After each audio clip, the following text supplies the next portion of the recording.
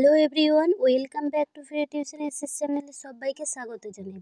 প্রিয় পঞ্চম শ্রেণী পরীক্ষার্থী বন্ধুরা, তোমাদের জন্য এই ভিডিওটি আমি আলোচনা করতে চলেছি ক্লাস 5 বা পঞ্চম শ্রেণী পার্ট নিয়ে।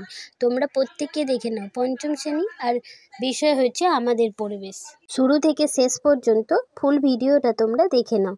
চলো শুরু করা যাক। দেখো আজকে কি আছে। প্রথম পর্যায়ক্রমিক মূল্যায়নপত্র 2025-এর পঞ্চম শ্রেণী, আর বিষয় হচ্ছে আমাদের পরিবেশ। তোমাদেরকে একটা সেট দিয়েছি, আর একটা সেট দিলেই তোমরা কমন পেয়ে যাবে, আর পরীক্ষা খাতা লিখতেও সুবিধা হবে। পূর্ণমান থাকবে 20 আর সময় থাকবে 40 মিনিট। এই সময়ের মধ্যে তোমাদেরকে খাতাটা জমা দিতে হবে। ঠিক উত্তরটি বেছে নিয়ে লেখো। 1 নাম্বার কি বলবে? দেখো, আমাদের শরীরে বর্ম হলো চুল, নখ, চামড়া। ত্বকের কটা স্তর আছে? 2, 3, 5টা। 2। 3 নাম্বারে কি বলেছে? ত্বকের কোন স্তরে রক্ত থাকে না? ওপরের স্তরে রক্ত থাকে না। তারপর এটা দেখো, শরীরে মেলানিন তৈরি করতে সাহায্য করে রোদ। ত্বকে রোদ লাগলে কোন ভিটামিন তৈরি হয়? Vitamin D. চামড়ার রং কালো হওয়ার জন্য দায়ী মেলানিন। 7টা কি বলেছে? দেখো, কোন ধরনের মাটিতে বালির কণা আর কাদার কণার চেয়ে বড়? বেলে মাটি। 8টা হৃৎপিণ্ডে শব্দ বোঝা যায় যে যন্ত্রে, সেটা হলো স্টেথোস্কোপ। 2-এর একটা শূন্যস্থান পূরণ করতে বলেছে। দেখো, 2-এর 1টা চামড়া যেখানে পাতলা সেখানে শিরাগুলো দেখা যায়। ত্বকের উপরের স্তরে রক্ত থাকে না। বয়স বাড়লে মেলানিন তৈরি কমে যায়। তারপর বলেছে গাছ সার থেকে ও ড্যাশ উপাদান বেছে নেয়? নাইট্রোজেন, পটাশিয়াম ও ফসফরাস। 5টা বলবে অনেক লতানো গাছে আকর্ষ হয়। 6টা বলবে চিংড়ি একটি অমেরুদণ্ডী প্রাণী। 7টা বলবে সাপ বেজি চড়ায় বন্যপ্রাণী। 8টা বলবে ড্যাশ বছর আগে কলকাতার নোংরা গঙ্গায় ফেলা হতো? 300 বছর। শুরুতে বৃষ্টির জলে খুব সামান্য অ্যাসিড থেকে। 10টা বলবে পাহাড়ে অনেক ছোট ছোট ঝর্ণা আছে, তাদের বলে ঝোড়া। তাহলে এইভাবে করে নেবে। পরের পাতায় দেখো, একটি বাক্যে উত্তর দাও। 1-এর কি বলেছে? দেখো, আমাদের শরীরে বর্ম কি? আমাদের শরীরে বর্ম হলো চামড়া। তোমরা প্রত্যেককেই জানো, লিখে নেবে। 2-এরটা বলেছে ত্বক আমাদের কি উপকার করে? ত্বক আমাদের শরীরের বাইরে আঘাত থেকে সূর্যের আলো অদৃশ্য অতি বেগুনি রশ্মি থেকে বাঁচায়। এছাড়া চামড়ার নিচে মাংসপেশি, শিরা, ধমনী রয়েছে, ত্বক এদের রক্ষা করে। 3-এরটা বলবে শরীরের চামড়া পুরু না পাতলা? চামড়া যেখানে পাতলা সেখানে শিরাগুলো দেখা যায়। তারপর দেখো, গালের চামড়া পুরু না পাতলা? পাতলা। পুড়ে গেলে চামড়ায় ফোস্কা পড়ে কেন? পুড়ে গেলে চামড়ার উপরের স্তরটা গরমে মরে যায়, তখন নিচের স্তরটা থেকে জল বেরিয়ে আসে। 2টি স্তরের মাঝে সেই জলীয় তরল জমা হয়, তার ফলে জায়গাটা ফুলে ওঠে, তাই ফোস্কা পড়ে। 6টা দেখো, চামড়ার রং কালো হয় কিসের জন্য? মেলানিনের জন্য।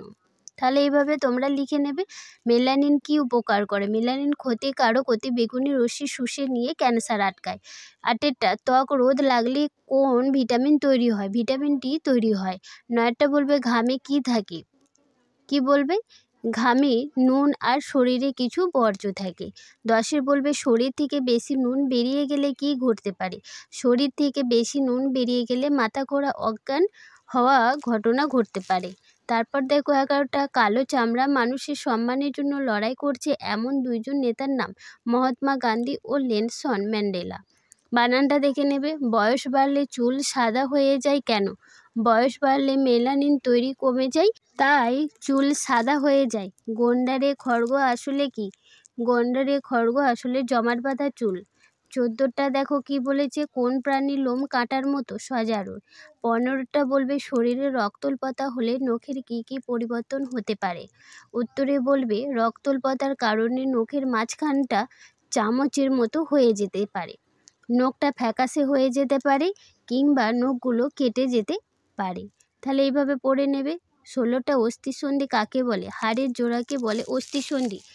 17টা বলেছে লিগামেন্ট কি? কি বলবে? লিগামেন্ট কি? হাড়গুলো অস্থিসন্ধিতে যে দড়ির মতো একরকম জিনিস দিয়ে লাগানো থাকে তাকে লিগামেন্ট বলে।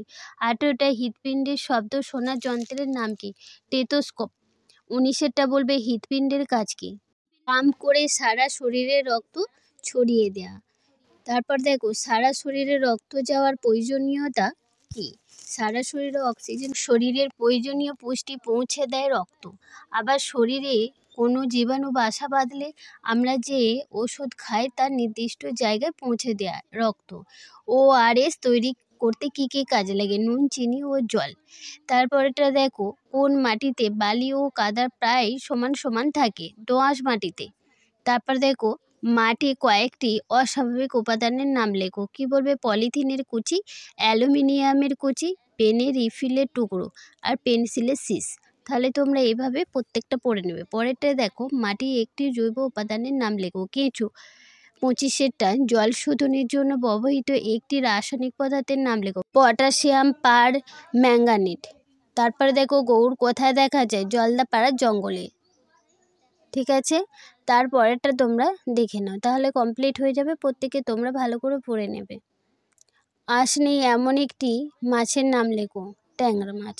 তাহলে আজকের মতো ভিডিওটা এই পর্যন্তই। ভিডিওটি ভালো লাগলে অবশ্যই একটা লাইক করবে, শেয়ার করবে ও সাবস্ক্রাইব করে অল বাটন প্রেস করে দেবে। আবার পরবর্তী পার্টে খুব শীঘ্রই দেখা হচ্ছে। ততক্ষণ পর্যন্ত তোমরা সুস্থ থেকো, ভালো থেকো আর পরীক্ষার জন্য খুব ভালো করে পড়াশোনা করো।